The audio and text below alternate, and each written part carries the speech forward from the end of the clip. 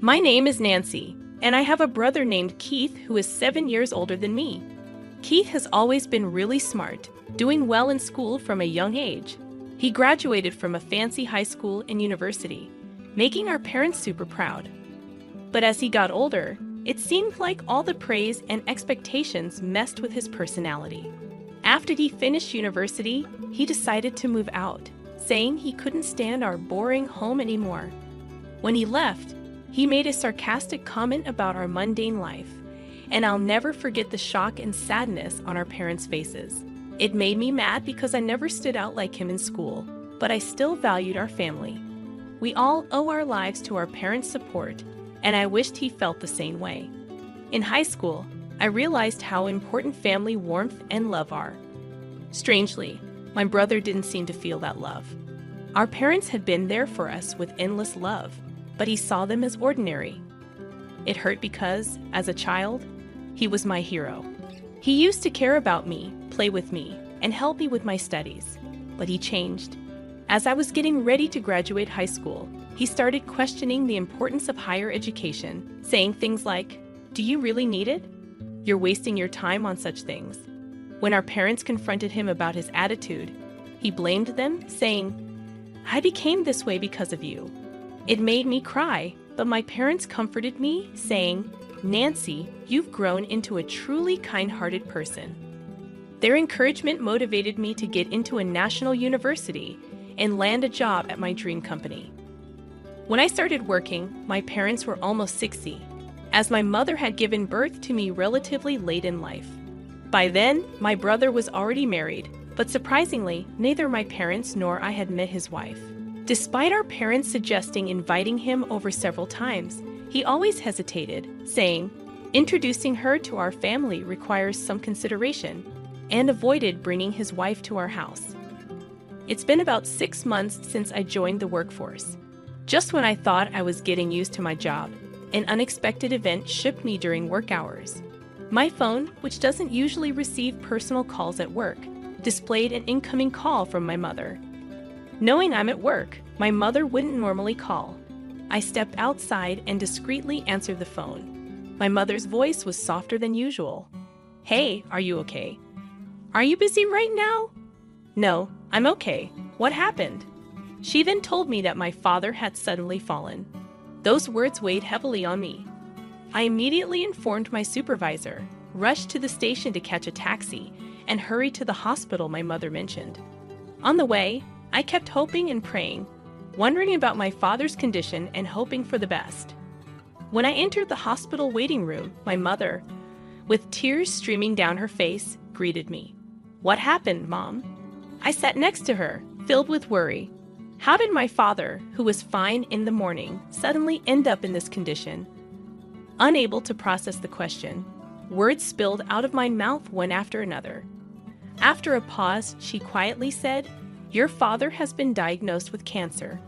Hearing this, it felt like time had stopped. Why? My surprise and anxiety spilled out in my voice. My mother took a deep breath and began to speak with sadness. "It's stage 4. The cancer has spread to the bile duct, and they said it's hard to remove it all." After that, my mother couldn't hold back her tears, and I struggled to find words as I listened. "So, what treatment will be done next?" I asked my mother, hoping for some positive news. After a brief pause, she nodded somberly. The attending physician later arrived and explained the detailed condition and treatment plan. Unfortunately, my father's illness had progressed more than anticipated, with confirmed metastasis to other parts. The risk of surgery was significant, and success couldn't be guaranteed. My mother and I held hands, trying to grasp the harsh reality we faced. The doctor's matter-of-fact words made the situation painfully clear. "You can either continue with chemotherapy or choose support in a palliative care ward. Both are crucial choices, so we'd like the family to discuss and decide together." The doctor's calm words echoed in my ears as I slowly sank onto the waiting room's sofa.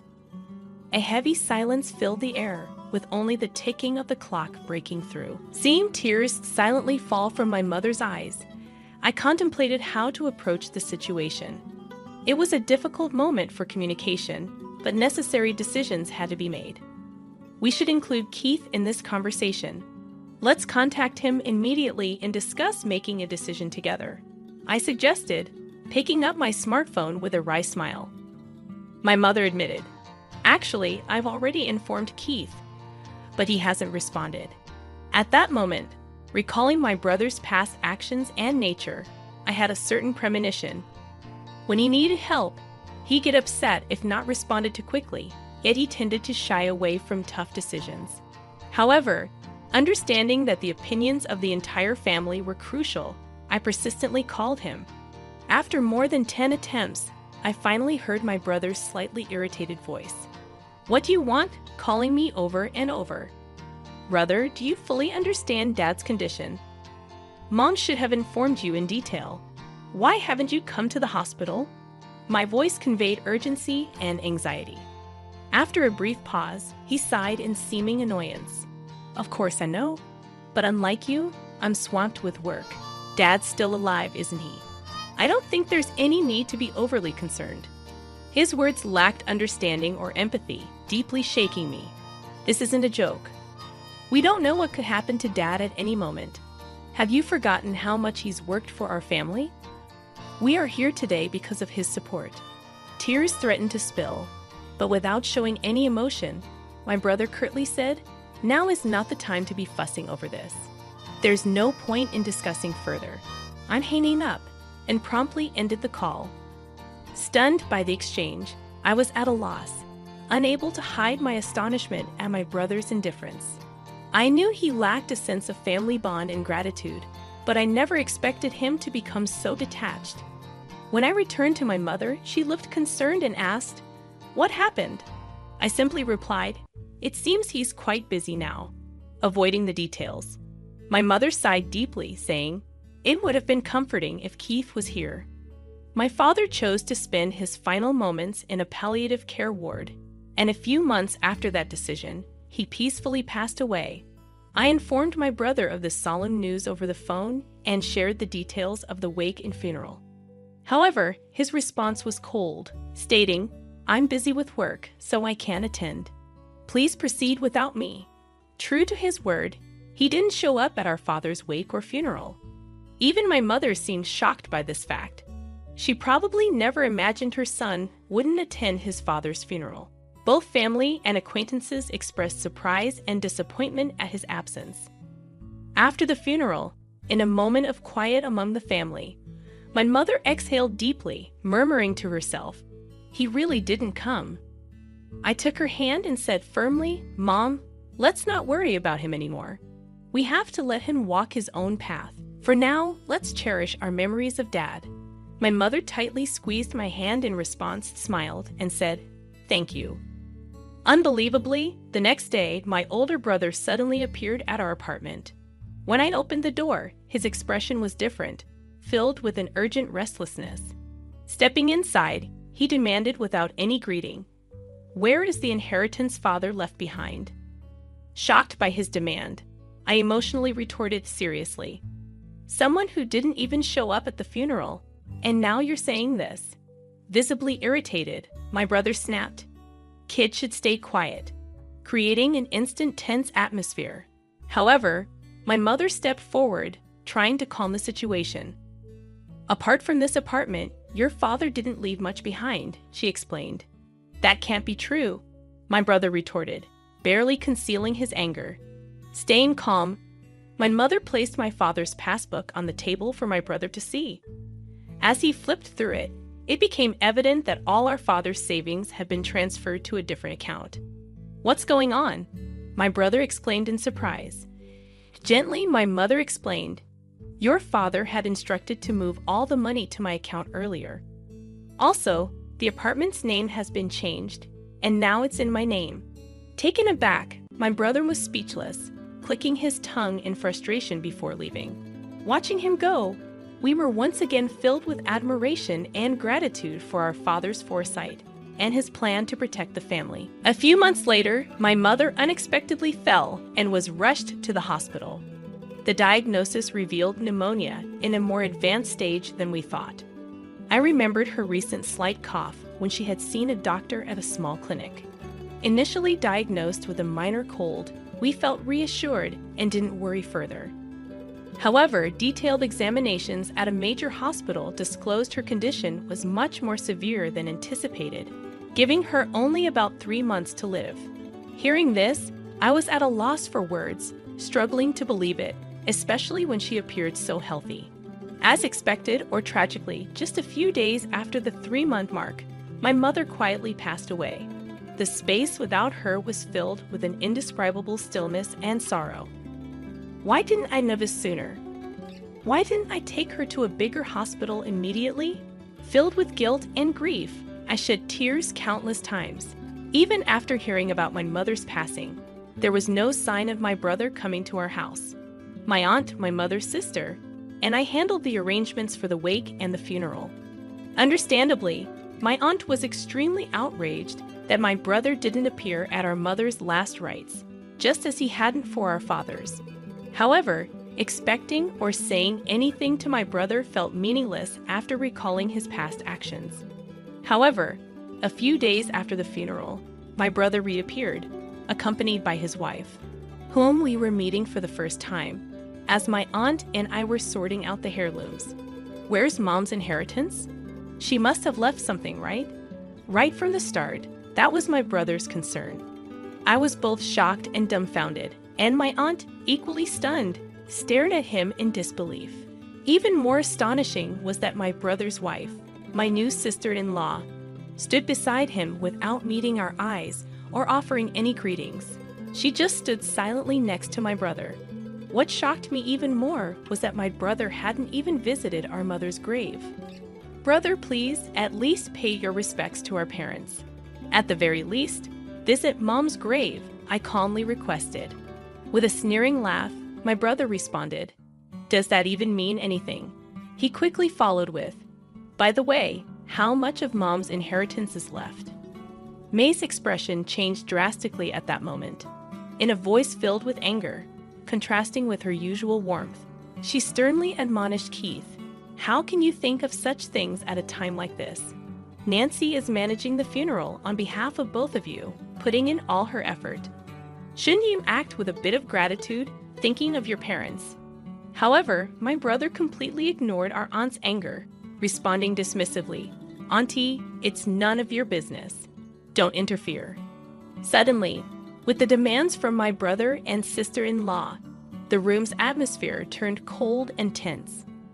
From behind my brother, my smiling sister-in-law said, "Of course, I remember your name, Nancy. Do you plan to keep all of your mother's inheritance for yourself? Sorry, but we can't allow that. This apartment is so lovely. I think it's perfect for us." I never imagined that my brother and his wife would say such things. "Why should I have to leave for the sake of both of you?" I asked, my voice quivering, while twirling her finger. My sister-in-law continued, "This apartment has just been renovated, and its location is amazing. It's close to the station, and there are plenty of shops, so we'll be living here." My anger peaked. "Big brother, all you care about is the inheritance. What are you thinking?" Unable to hold back, I raised my voice, turning away. My brother let out a heavy sigh. "Such vulgar behavior. Do you think raising your voice solves everything? We'll be back here in 3 days. Have everything ready to move out by then." With those words, their intentions became crystal clear. A mix of anger and sadness bubbled up, and I couldn't stop my tears from flowing. But this wasn't just a one-time event. I had to think about what to do next. Determined, I wiped my tears. My aunt gently tapped my shoulder and handed me a letter. The delicate handwriting of my mother adorned the envelope's surface. "What's this, Auntie?" I asked, carefully opening the envelope. "Your mother trusted this to me for a just-in-case scenario. She told me to give it to you at the right moment," my aunt said, tears forming in her eyes. I unfolded the paper inside. My mother's beautiful handwriting filled the page. "To my precious Nancy, if you are reading this letter, it means I'm no longer in this world. I'm truly sorry for our parting." I felt warmth in the back of my eyes, tears beginning to flow. "You might have Keith visit the house concerning the inheritance, But don't worry, everything that your father handed down to me is now yours. I was at a loss for words. I had no idea my mother had thought this far ahead and prepared everything in advance. I'm sorry for suddenly leaving you alone, but I'm at peace because I've seen how much you've grown into a wonderful person. While learning is essential, it's not everything. The kindness and compassion you learn through your interactions with people are what I believe hold the most value. Your father and I were genuinely happy to see you grow up with such a warm heart until our last days, and words can't express just how proud we are of you. I truly want to express my heartfelt gratitude. Thank you. Overwhelmed? I read on, deeply moved. Mom, the words before me blurred with my tears, but I was determined to take in every sentiment my mother had conveyed and continued reading. Actually, after your father passed away, following his wishes, I secretly changed the apartment's ownership to your name. I'm sorry for using your seal without permission, but it was both your father's and my wish. Please don't be angry. Life has its ups and downs, even when things get tough. We want you to persevere and live your life fully, so stay strong and find your happiness. The letter ended there. Tears streamed down my face, wetting the paper. My aunt, standing next to me, pressed her eyes and shed tears alongside me. Your sister truly cared about you. In her heart, you were a treasure, my aunt said gently, holding my hand. From the envelope, a bank book in my name emerged. It seemed like something my mother must have secretly made in the past. To my surprise, when I opened the bank book, a substantial amount was recorded. I felt that this was probably the inheritance from my father that my mother had saved for me. A few days later, my brother and his wife showed up at the house without even knocking on the door. They entered as if it was their own home. It's time for you to leave, just as promised, right? My brother sarcastically said. As I stood still, my sister-in-law became irritated. Isn't it your duty to leave quickly? She said almost as a command. For a moment, I felt overwhelmed by the atmosphere, but I took a deep breath, looked them straight in the eyes, and said calmly, "Actually, this house is now under my name." With that statement, the room's atmosphere became tense. My brother and his wife looked at each other, exclaiming, "What? What kind of joke is this? I am the eldest son. I should inherit the house, right?" My brother said, clearly shaken. Beside him, my sister-in-law stared at me, saying, "This is the first I've heard of this." However, I had decided to state the facts. The house and the inheritance are all managed under my name, so there's nothing to divide. My brother frowned. Then hand over half of that inheritance to us. But this money was left for my future and to ensure that I take care of the house. You always looked down on me, and now you're asking for money. What changed? I questioned. His face turned red. Surprisingly, my sister-in-law exclaimed, "Wait, what is this? This isn't what we were expecting." From what I gathered, my brother recently faced significant trouble at his job and was subsequently fired. Not only that, but he and his wife were moving from one day job to another, seemingly in a tight spot financially. They probably had high hopes for my mother's inheritance and the house, but with my revelation, their expectations were shattered, and they began bickering, placing blame on one another. Watching their childish dispute, I thought, what can possibly be gained from all this? To them, I said calmly, "This is my house now. If you make any unnecessary fuss, I'll call the police." Trembling with anger, they reluctantly accepted my words and left. Since then, I had no contact with them. I deliberately deleted all their contact details and began a new life in this apartment. This apartment is my treasure, filled with memories of my father and mother. Now I have a loving partner by my side. We plan to build a new family in this apartment. He respects my decision and proposed that we take the first step of our new life here. Our future is bright, and I want to pass on the warm love my parents gave me to the children we will have in the future. I spent $200,000. Kenny, who didn't even come to my mom's funeral, had suddenly flown overseas. $200,000. What did you do with all that money? Remember our nice piano at home? I sold the dude.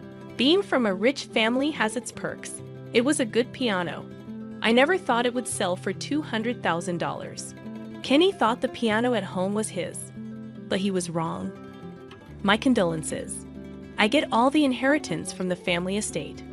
But that piano was actually bought by our grandpa for my brother, so it's still his. My brother loves that piano and teaches piano now. He left it at our house because it's too big for his place. If my brother finds out we sold it without asking him, he'll be really mad. Just giving him money won't fix it. When I told Kenny this, he hung up right away. Hi, I'm Rachel Schneider, a 45-year-old office worker. My family has a long history tracing back to colonial times and is quite prominent in our community. Thanks to my late father's successful business, we now possess assets worth $9 million. Originally, my older brother was set to inherit the family estate, but he chose love over inheritance, opting to forego his rights to marry his girlfriend, who needed an heir for her family's wealth. This decision left me with the task of finding a spouse to carry on our family name. Despite my desire for independence and reluctance to rely on family wealth, I focused solely on my career, and before I knew it, I was in my mid-40s and still single. Realizing the urgency of continuing our family line, I decided to take action and attended a singles mixer. It was there that I met Kenny, my current husband. Surprisingly, he's 10 years younger than me, but at the event, he showed no interest in the younger women and approached me directly. I'm not sure if you're okay with someone my age, I asked him multiple times. But Kenny gazed into my eyes and replied, I'm a bit shy and not very assertive. I've always been attracted to older, more grounded women. Kenny's demeanor matched his words, gentle and reserved. I sensed he could bring a sense of calm to my family, which tends to be assertive. As our relationship blossomed, there was something important I needed to share with him. My mother had been ill and bedridden for the past year, and my sister-in-law, Catherine, and I were taking turns caring for her. Considering our age and the prospect of marriage, I struggled with how to reveal this to Kenny. Eventually, on our third date, I mustered the courage to tell him. To my relief, he not only accepted but also proposed, expressing his willingness to assist with caregiving. His kindness deeply moved me. At least, that's how I initially felt. Kenny works as a daycare teacher, but just 4 months into our marriage, he expressed a sudden desire to quit his job. When I inquired about the reason, he wore a remorseful expression and said, "Sorry, Rachel. The parents at the daycare are too demanding and complain a lot. I can't handle it anymore." It was evident that Kenny was struggling, appearing so timid. Normally, I would have encouraged him to persevere, but with him assisting in my mother's care and my pregnancy progressing, I remained silent. However, I soon began to regret my leniency.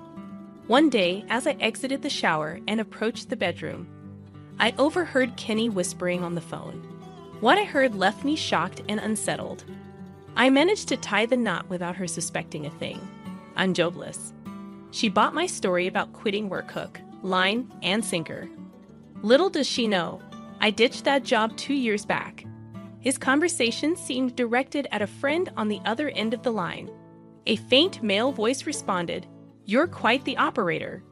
Rachel's family is loaded, so I thought I hit the jackpot when I met her at that singles event. But let's face it, given her age, I was probably her only option. I felt duped. Was the sweet Kenny I fell for all an act?" I wanted to confront him right then and there, but the thought of the baby stopped me cold. With Kenny's true colors revealed, I began to doubt our future. Today, Catherine will be looking after my mom until 5:00 p.m. Then it's my turn. I debated whether to confide in someone about Kenny. That's when my brother's wife, Catherine, approached me. "Rachel, you seem troubled. If there's anything on your mind, feel free to share," Catherine said, her kindness evident, having cared for her own mother for years and now mine. She's really good with Mom too. So I confided in her about Kenny, and she listened attentively. "It's good you opened up. Keeping it to yourself could harm your unborn child," she reassured me. "Yeah, I'm sorry. Don't apologize. Talking won't solve everything, but it does lighten the load. Still, this situation is quite something. Catherine looked genuinely concerned, almost as if it were her own problem. Suddenly, the doorbell rang, and Kenny walked in without waiting for an answer. Both of us were surprised, but Kenny acted as if nothing was wrong and smiled. "Rachel, I'll be helping with your mom's care from now on. You're not in the safe period yet, so I don't want you to strain yourself," Kenny said, playing the gentleman in front of me. "Really? Okay, let me show you how to care for her." "No, I'll learn from Catherine. You just rest at home." "Well, my brother's coming home early today, so we won't need her help." Upon hearing that, Catherine looked at me, shaking her head, as if to say, it's okay. She might confront Kenny and get the full story once I'm gone. With that in mind, I decided to leave it to her and head home. But I couldn't shake my worry, so I pretended to leave but hid nearby. Catherine tried to start a conversation with Kenny, but he beat her to it. "I've been meaning to ask, why are you taking care of your mother-in-law in this house?" he asked, using the same tone as on the phone. "Well, my husband's busy, and Rachel has her job. But more importantly, why you ask?" Then Kenny interrupted. "What?" and began hurling insults at Catherine. "You live in such a wealthy home. You'd have enough money to put your mother-in-law in a care facility, wouldn't you? Or is it something else? Did your husband give up his claim to this family's wealth? So you're trying to curry favor by taking care of her? That must be it.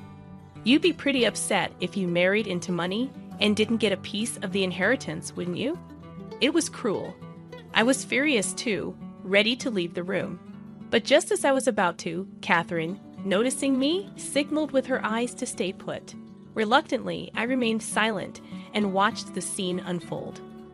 "You've hit a nerve, haven't you? If that's the case, leave right now. This family's wealth belongs to my wife and me, so I'll handle my mother-in-law's care alone from now on." With Kenny's stern declaration, Catherine felt it was pointless to argue further and left the scene. Sensing the tension, I discreetly stepped outside, concerned about Catherine's feelings and wondering how to apologize to her. Kenny took over Mom's care entirely, refusing any assistance from me. He only provided basic instructions on caregiving. But his neglectful approach led to tragic consequences, and our mother passed away. The funeral took place at the church where generations of our family had been laid to rest. However, Kenny was nowhere to be found from the moment Mom passed away. Despite my attempts to locate him, I was too overwhelmed with funeral arrangements to pursue the matter. Relatives and neighbors were puzzled by his absence. Catherine, grief-stricken at the altar, apologized for trusting Kenny with Mom's care. Approaching her, I tried to offer some comfort. "Catherine, please don't blame yourself. It's not your fault." "Rachel, it's not your fault either. But where is that man? I wanted to confront him today, and he disappears just as Mom passes away." "Exactly. And didn't Kenny often leave the house while he was supposed to be caring for Mom? Where was he going?" "Yes, neighbors mentioned he was frequently out, almost as if he wasn't caregiving at all, just loafing around. They also mentioned a big truck that came by once." "What was that about?" "I wanted to ask, but with the funeral, I didn't bring it up." Days passed, and Kenny still hadn't returned. Then, I received a call from him. "Hey, Rachel, I'm in a fancy hotel in Europe, like the ones you see on TV travel shows," Kenny said nonchalantly. "Kenny, you missed Mom's funeral, and now this. I spent $200,000. $200,000? Where did you get that kind of money?" "Remember the grand piano at our family home? I sold it. Who knew it was worth $200,000? Kenny confessed to selling the family's cherished grand piano and squandering the money on luxury travel in Europe.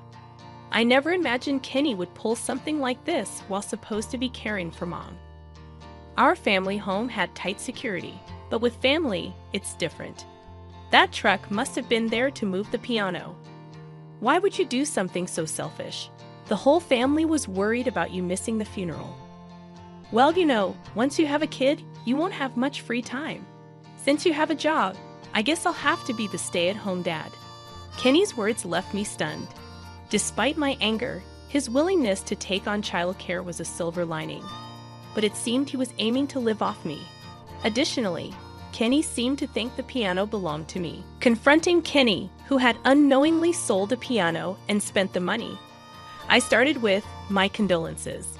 "Huh? What do you mean?" Kenny seemed bewildered, so I explained about the piano.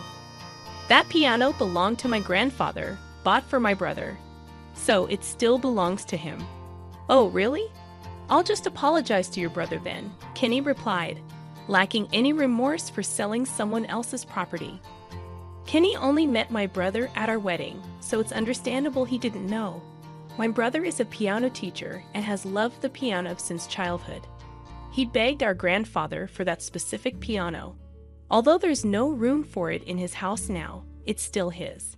He even dreams of starting his own school with it. The piano means everything to him. I can only imagine what punishment he'll have for you when he hears it was sold without permission. By the way, my brother despises dishonesty. As I explained, Kenny remained silent. Understand? Mere compensation won't suffice when he finds out you sold his beloved piano.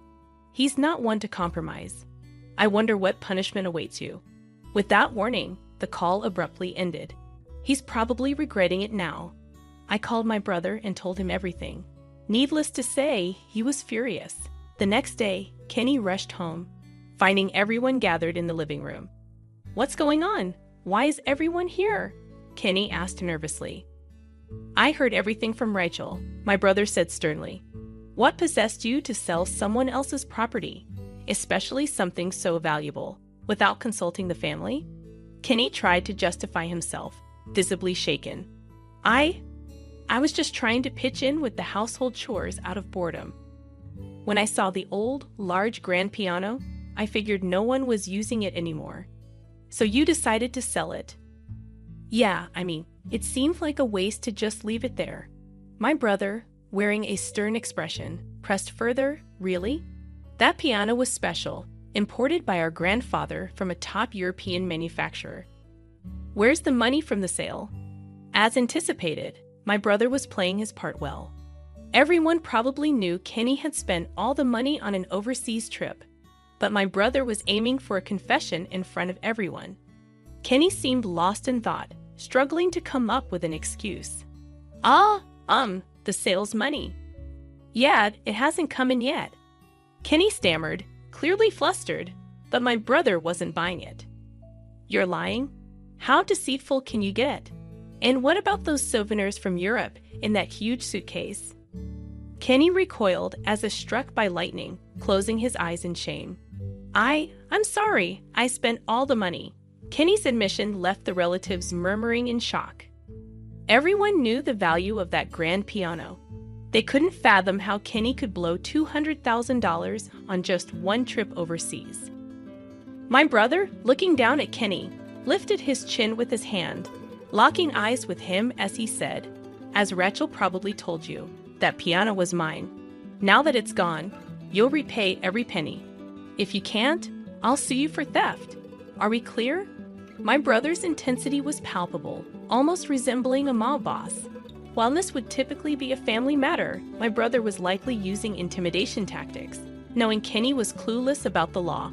Predictably, Kenny lost his voice and began sweating profusely. Then, with a terrified glance at me, he pleaded, "Rachel, please help me." His voice was desperate, but I had no intention of intervening. This mess was entirely of his own making. When I rejected his plea, Kenny resorted to a ludicrous argument, saying, "Don't be so cold. I looked after your mom while you were pregnant. I saw the trip as a reward for myself after caregiving. Let's just say we both agreed to sell the piano this way. Since we're siblings, it can't be considered theft, right?" I was so dumbfounded that my mouth hung open, unable to form a response. It was Catherine who stepped in to defend me. "That's enough. Didn't you tell Rachel not to assist with caregiving? You even accused me of being after the inheritance and tried to push me away. Kenny, did you say such awful things to my wife too?" "Yes, I didn't want to worry you, so I kept quiet. But this man must have been scheming to sell the piano without letting Rachel and me near the family home. Catherine's words resonated with me, remembering how Kenny prevented me from getting close to the family home when he said he'd handle our parents alone. I reached the same conclusion. My brother's anger flared up once more. Listen closely. My wife cared for Mom because she wanted her to stay out of the facility. She agreed out of kindness, not for money. First, apologize to my wife right now. With my brother grabbing Kenny by the collar, tears welled up in Kenny's eyes as he knelt before Catherine. I'm so sorry, Catherine. Kenny's apology for his disrespectful behavior towards Catherine didn't soften the cold gazes of the relatives. Then, one of them shouted at Kenny, "You need to repay the money from the piano sale promptly. We can't tolerate a criminal in the Schneider family. It'll stain our name." Misinterpreting the situation once more, Kenny made another peculiar remark. Exactly. We can't have a criminal in the family, right, bro? So let's keep calm. We'll work together as a couple to repay the debt gradually. Even my uncle was left speechless by Kenny's illogical response. Feeling that further discussion would be futile, I excused myself to retrieve something from my room. Ever since the phone incident, I had a divorce lawyer's business card ready. Kenny, call this number. I want our marriage to end. Let's handle things through legal channels. Kenny's face drained of color when he saw the business card I handed him. Why? We're expecting a baby. Why are you doing this? At that moment, I disclosed what Kenny had said to everyone on the phone. You heard that. It was just a joke. Do you think that's a valid excuse? I've known all along that you were after my inheritance.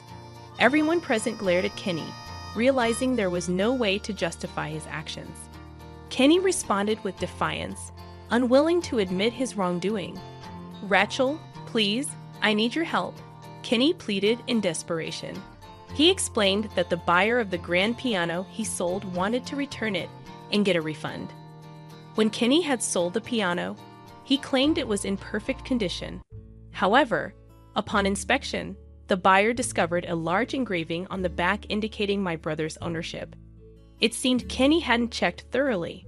Instead of selling it through a reputable dealer, he likely chose a shady one enticed by offers like completely free, and now he faced the consequences. Kenny had to refund $200,000 to the buyer, a significant sum considering his debt to my brother. Despite Kenny's attempt to file for bankruptcy, my brother and I took legal action to prevent it. Now, burdened with more debt, Kenny worked tirelessly in manual labor. Eventually, the heirloom grand piano was safely returned. Relieved, my brother secured it with a strong lock and installed a security camera in the room, exercising caution. No one will touch that piano until I begin my piano lessons, my brother declared, unchanged from his childhood self, which brought a smile to my face. With his desire to start a piano school at our family home, I decided to discuss sharing our mother's inheritance. Feeling guilty for inheriting everything alone after Catherine's devoted care for our mother, I proposed the idea to my brother, who agreed. It ensured a positive relationship with his family in the future. And so, I welcomed a long-awaited baby girl. While some relatives hoped for an heir, I believe daughters tend to cherish their mothers longer in today's age. Besides, my mother, an only daughter herself, accepted a son-in-law, so if necessary, my daughter could do the same. Embracing single motherhood, I found unwavering support from Catherine, who had finished raising her own children. Grateful for her assistance during my mother's care, I felt deeply indebted to her. My brother eagerly volunteered to be a father figure for my daughter, his excitement palpable. Additionally, my brother and Catherine's 2 adult daughters, both kindergarten teachers, shared his passion for the piano, bonding with my daughter. Surrounded by such warmth and support, I felt immensely fortunate, and with gratitude, I resolved to face life's challenges head-on with my